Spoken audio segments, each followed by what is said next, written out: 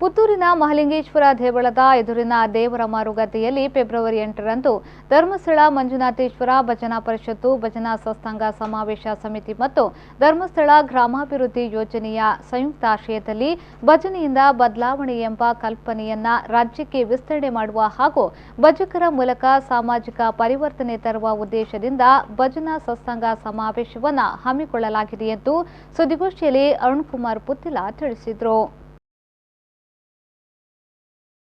ಅವರು ಪುತ್ತೂರಿನಲ್ಲಿ ಸುದ್ದಿಗೋಷ್ಠಿ ನಡೆಸಿ ಮಾತನಾಡಿ, ಕಾರ್ಯಕ್ರಮವನ್ನು ಯಶಸ್ವಿಯಾಗಿ ನಡೆಸುವ ನಿಟ್ಟಿನಲ್ಲಿ ಇಡೀ ಜಿಲ್ಲೆಯಲ್ಲಿ ಸಿದ್ಧತೆಗಳು ಪೂರ್ಣಗೊಂಡಿದೆ. 1.5 ಲಕ್ಷ ಚದರ ಅಡಿಯ ಸಭಾಂಗಣ ವ್ಯವಸ್ಥೆ, 50,000 ಚದರ ಅಡಿಯ ಭೋಜನ ಶಾಲಾ ವ್ಯವಸ್ಥೆಯನ್ನ ಮಾಡಲಾಗಿದೆ. ಈಗಾಗಲೇ 1,125 ಭಜನಾ ತಂಡಗಳು ಹೆಸರು ನೋಂದಾಯಿಸಿಕೊಂಡಿದ್ದು 2,000ಕ್ಕೂ ಮಿಕ್ಕಿದ ಭಜನಾ ತಂಡಗಳು ಪಾಲ್ಗೊಳ್ಳಲಿವೆ. ಧರ್ಮಸ್ಥಳ ಗ್ರಾಮಾಭಿವೃದ್ಧಿ ಯೋಜನೆಯ ಪುತ್ತೂರು ತಾಲೂಕಿನ 27,000 ಮಂದಿ ಸದಸ್ಯರು, 5,000ಕ್ಕೂ ಅಧಿಕ ಮಂದಿ ವಿದ್ಯಾರ್ಥಿಗಳು ಸೇರಿದಂತೆ 50,000ದಷ್ಟು ಮಂದಿ ಭಜನಾ ಸತ್ಸಂಗ ಸಮಾವೇಶದಲ್ಲಿ ಪಾಲ್ಗೊಳ್ಳುವ ನಿರೀಕ್ಷೆ ಇದ್ದು, ಇಷ್ಟು ಮಂದಿಗೆ ಬೇಕಾಗುವ ಊಟದ ಹಾಗೂ ಉಪಹಾರದ ವ್ಯವಸ್ಥೆಯನ್ನ ಮಾಡಲಾಗುವುದು ಎಂದು ಅವರು ತಿಳಿಸಿದರು.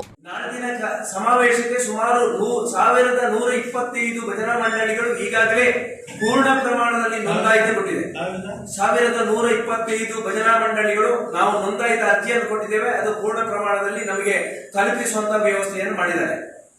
ವ್ಯವಸ್ಥೆಯ ದೃಷ್ಟಿಕೋನದಿಂದ ಸುಮಾರು 1.5 ಲಕ್ಷ ಚದರ ಅಡಿಯ ವಿಸ್ತೀರ್ಣದ ಗದ್ದೆಯನ್ನ ಈ ಪೂರ್ಣ ಪ್ರಮಾಣದಲ್ಲಿ ಭಜನಾ ಕಾರ್ಯಕ್ರಮಕ್ಕೆ ನಾವು ವಿನಿಯೋಗಿಸಲಿಕ್ಕಿದ್ದೇವೆ. ಸುಮಾರು 50,000 ಚದರ ಮೀಟರ್ ಅಡಿಯಷ್ಟು ಮಧ್ಯಾಹ್ನದ ಭೋಜನದ ವ್ಯವಸ್ಥೆ ಮತ್ತು ಅಡಿಗೆಗಳಿಗೆ ನಾವು ಒಂದಷ್ಟು ಗುರುತನ್ನು ಹಾಕಿ ಅದರ ಬಗ್ಗೆ ಸಿದ್ಧತೆಗಳು ಕೂಡ ನಡೆದಿದೆ. ಮಾನ್ಯ ಶಾಸಕರು ಮತ್ತು ನಮ್ಮ ಭಜನಾ ಪರಿಷತ್ತಿನ ಗೌರವಾಧ್ಯಕ್ಷರಾಗಿರುವಂತಹ ಸಂಜು ಮಠದವರ ನೇತೃತ್ವದಲ್ಲಿ ಕೂಡ ಈಗಾಗಲೇ ಇಲಾಖಾಧಿಕಾರಿಗಳ ಸಭೆ ಕೂಡ ಕರೆದಿದೆ. ಮಾಣಿಲ ಶ್ರೀಧಾಮದ ಮೋಹನದಾಸ ಸ್ವಾಮೀಜಿ, ಗುರುಪುರ ವಜ್ರದೇಹಿ ಮಠದ ರಾಜಶೇಖರಾನಂದ ಸ್ವಾಮೀಜಿ ಮತ್ತು ಕೊಂಡೇವೂರು ಯೋಗಾನಂದ ಸರಸ್ವತಿ ಸ್ವಾಮೀಜಿ ಅವರು ಉದ್ಘಾಟಿಸುವರು. ಗ್ರಾಮ ವಿಕಾಸ ಕಾರ್ಯಕ್ರಮವನ್ನು ಧರ್ಮಸ್ಥಳ ಕ್ಷೇತ್ರದ ಧರ್ಮಾಧಿಕಾರಿ ಡಾ ಡಿ ವೀರೇಂದ್ರ ಹೆಗಡೆ ಅವರ ಅಧ್ಯಕ್ಷತೆಯಲ್ಲಿ ನಡೆಯುವುದು ಎಂದು ತಿಳಿಸಿದರು. ಬೆಳಿಗ್ಗೆ 9:30 ಗಂಟೆಗೆ ಸರಿಯಾಗಿ ಕಾರ್ಯಕ್ರಮದ ಉದ್ಘಾಟನೆ ಆಗುತ್ತೆ. ಪರಮ ಪೂಜ್ಯ ಸ್ವಾಮೀಜಿಗಳು ಆ ಕಾರ್ಯಕ್ರಮವನ್ನ ಉದ್ಘಾಟನೆ ಮಾಡಲಿಕ್ಕಿದ್ದಾರೆ. ಉದ್ಘಾಟನಾ ಕಾರ್ಯಕ್ರಮದ ನಂತರ ಈ ಒಟ್ಟು ಕಾರ್ಯಕ್ರಮದ ಉದ್ದೇಶಗಳು ಮತ್ತು ಈ ಕಾರ್ಯಕ್ರಮದಿಂದ ಒಂದಷ್ಟು ಸಂದೇಶಗಳು ಹೋಗಬೇಕು ಅಂತಕ್ಕಂಥ ಯೋಚನೆ ಅಡಿಯಲ್ಲಿ 2 ಗೋಷ್ಠಿಗಳನ್ನ ನಾವು ಮಾಡಲಿಕ್ಕಿದ್ದೇವೆ. ಒಂದು, ಗ್ರಾಮ ವಿಕಾಸದ ಪರಿಕಲ್ಪನೆಯ ಅಡಿಯಲ್ಲಿ ಕಳೆದ ಅನೇಕ ವರ್ಷಗಳಿಂದ ಕೃಷಿಗೆ ಪೂರಕವಾಗಿರತಕ್ಕಂತಹ ಸಹಕಾರಗಳು ಮತ್ತು ಕೃಷಿ ಮಹೋತ್ಸವದಂತಹ ದೊಡ್ಡ ಕಾರ್ಯಕ್ರಮವನ್ನು ಆಯೋಜನೆ ಮಾಡುವುದರ ಮುಖಾಂತರ ಯಾಂತ್ರೀಕೃತವಾಗಿರತಕ್ಕಂತಹ ಕೃಷಿಯ ವಿಧಾನಗಳು ಇರಬಹುದು ಅಂತೂ ಕೃಷಿಕನು ಸಬಲರಾಗಬೇಕು ಮತ್ತು ಆರ್ಥಿಕವಾಗಿ ಸದೃಢರಾಗಬೇಕು ಅಂತಕ್ಕಂಥ ಯೋಚನೆ ಅಡಿಯಲ್ಲಿ ಪೂಜ್ಯ ಕಾವಂದರು ಗ್ರಾಮಾಭಿವೃದ್ಧಿ ಒಕ್ಕೂಟದ ಮುಖಾಂತರ ವಿಶೇಷವಾಗಿರತಕ್ಕಂಥ ಬದಲಾವಣೆಯನ್ನು ತಂದಿದ್ದಾರೆ.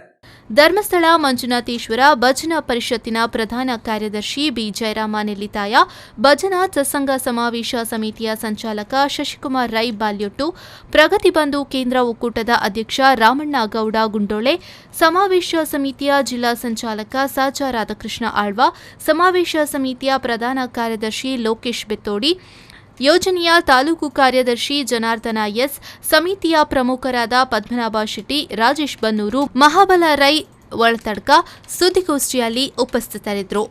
ಅನೀಶ್, ವಿ4 ನ್ಯೂಸ್ 24/7 ಪುತ್ತೂರು.